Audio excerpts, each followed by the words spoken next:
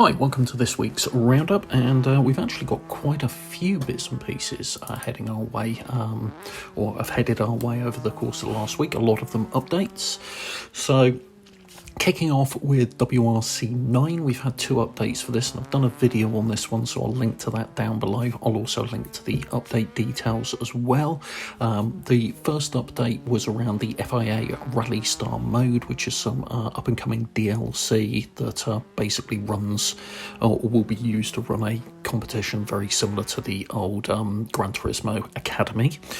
They then also sent out, a few days later, a hotfix which hit all consoles and platforms, and this was more general fixes and sorting out quite a few bits and pieces, some for the next gen consoles that have just landed, but as I explained in my video, I personally think it's done quite a bit in terms of performance optimization on PC as well. Following on from that, we've then got an update for Raceroom racing experience.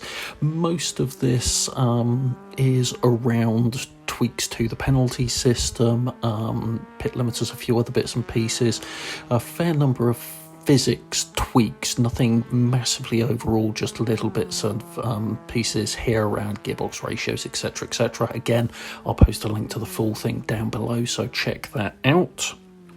RFactor 2 also had a hotfix, but it was a very tiny one, nothing really happening with regard to that of note, but again, link down below.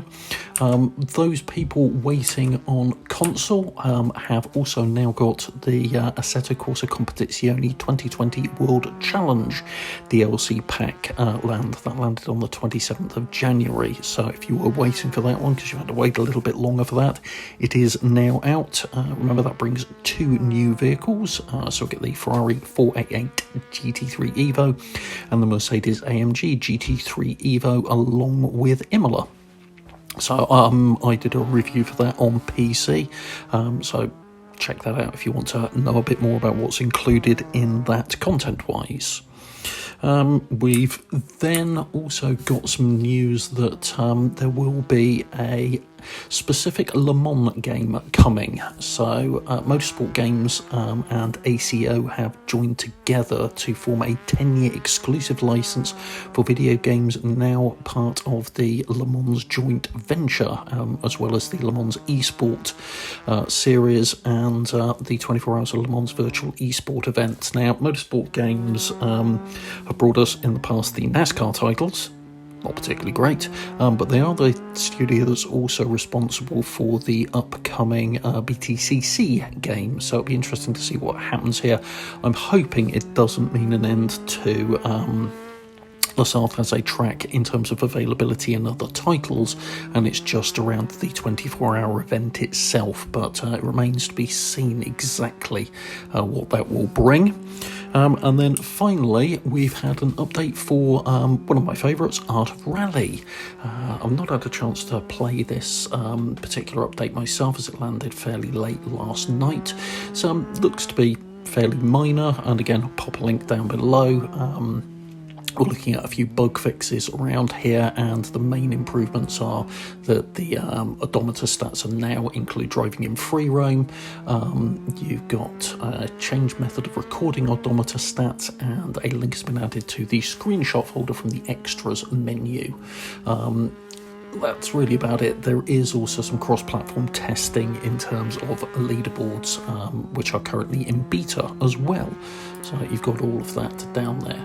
Now, that's the updates for this week. In terms of what you've been watching while I've been wittering away, the car is another of the Pessio garage products, this time an Alfa Romeo 1970 GTMA, and it's an absolutely great little car, it really is, so I'll drop a link to that down below. And then the track, I'm probably going to murder the pronunciation of this. It's set in Ireland, it's a fancy track, and it's called Carrickatuki, or sort of Carrickatuki or something along those lines. Apologies for murdering that. It's a fantasy track and it's in early development, but I really enjoyed the flow of it and the elevation changes. It's quite a challenging little circuit. Really enjoyed putting it through its paces. It's still got some work to be done on it, so there's not many in terms of solid walls around it, so you do have to be a bit careful there. But I enjoyed the flow and rhythm of it so much. I felt it needed to be experienced in the wet, so I put together a rain FX and sent that to the creator of it, and they've now included that and loaded it all up on Race Department. So what I'd suggest doing is giving that a go and supporting this one, because I think it's got a lot of potential. So that's everything from me this week. If you found this useful, please do hit the like and subscribe buttons, and hit the bell icon if you want to be notified when future content gets uploaded. Thanks very much. Take care. Bye.